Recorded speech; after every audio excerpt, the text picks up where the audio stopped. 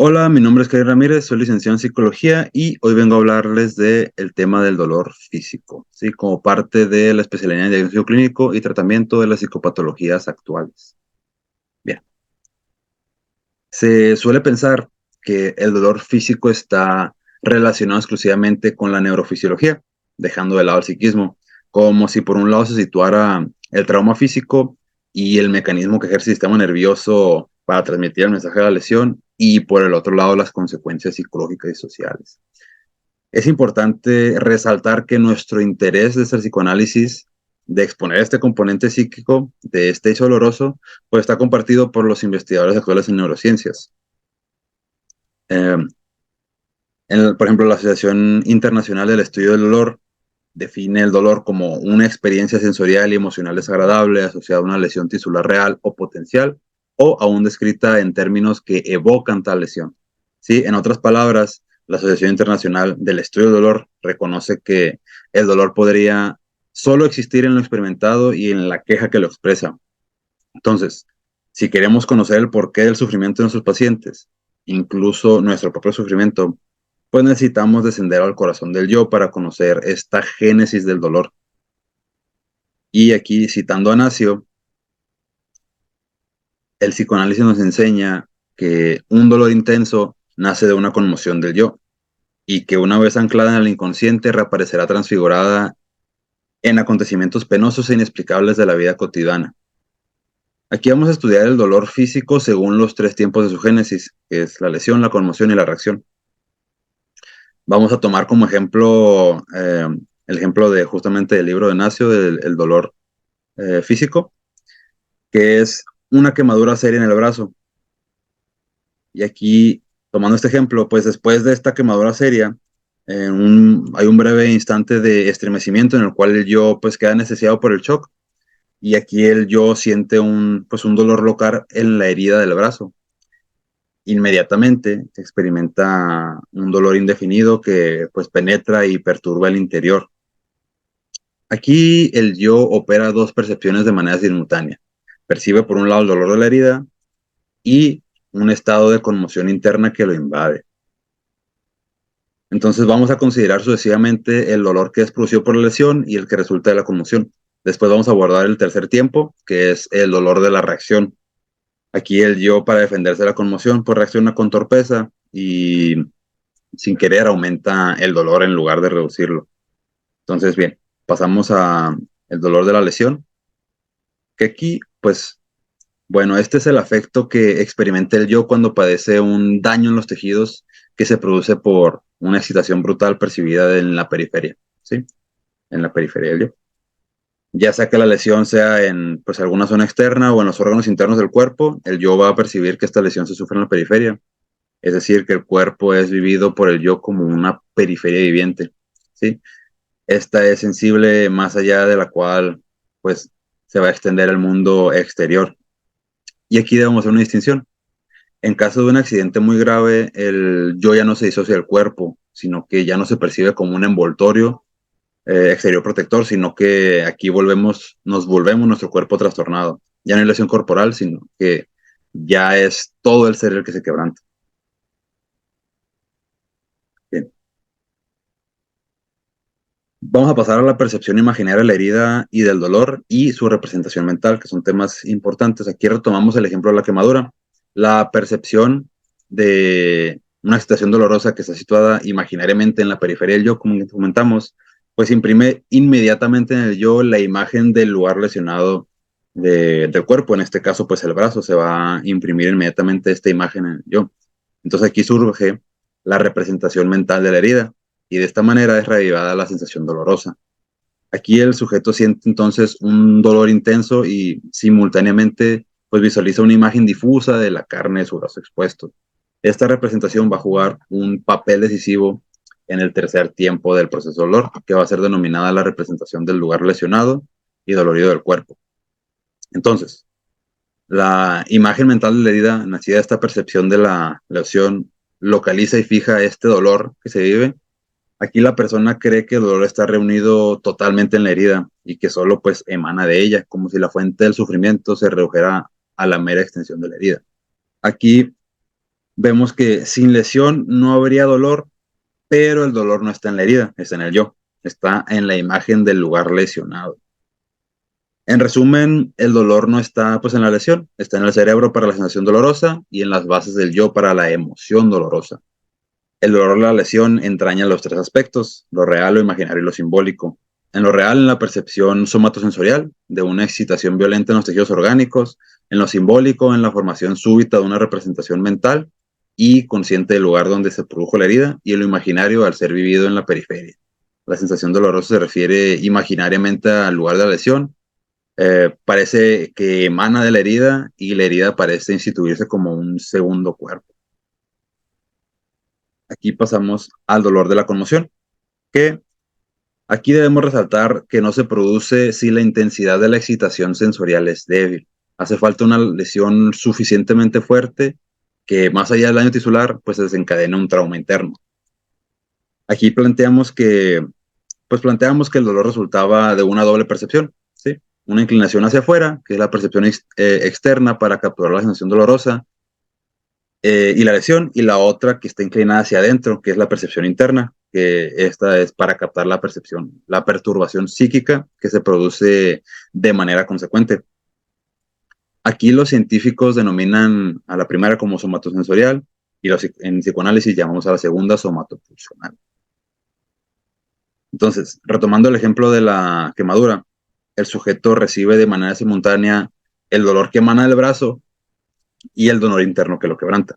Entonces, ¿cómo funciona este proceso del dolor? Bien, el calor de la llama que quemó la piel, que generó la herida, pues se transforma en una corriente de energía interna tan devastadora y no dominada que pues sumerge al yo en un estado de shock traumático. Aquí un flujo súbito y masivo de energía, pues irrumpe por esta brecha abierta, que es la herida, en la barrera de protección del yo y sumerge al psiquismo en su propio núcleo.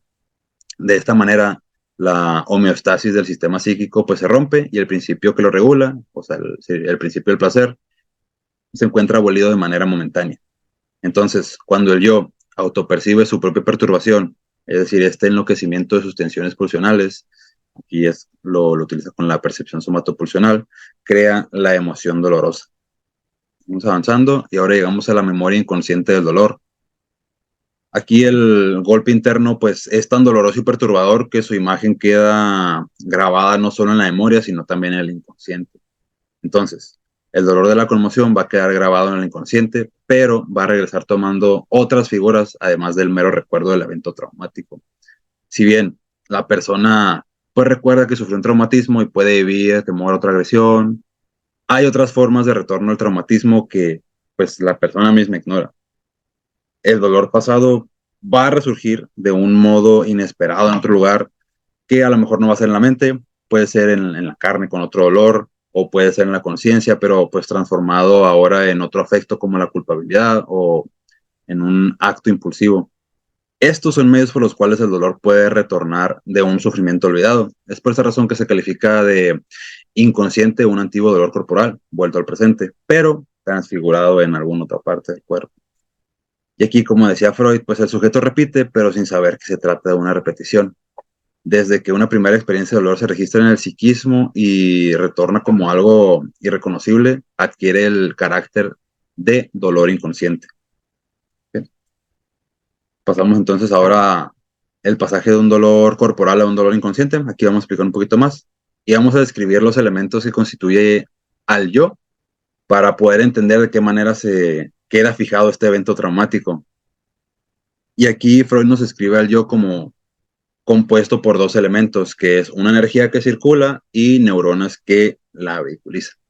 Las neuronas se subdividen en tres grupos. El primero, que está localizado en la periferia del yo, pues tiene por función percibir las estimulaciones del mundo externo. El segundo grupo está situado en el centro del yo, compuesto de neuronas de recuerdo y tiene por función conservar la huella de los acontecimientos. Es precisamente este grupo el que se va a convertir más adelante en el sistema inconsciente. Finalmente, el tercer grupo opera como el primero, se encarga de una percepción, solamente que esta va dirigida hacia el interior para captar las fluctuaciones de esta energía interna.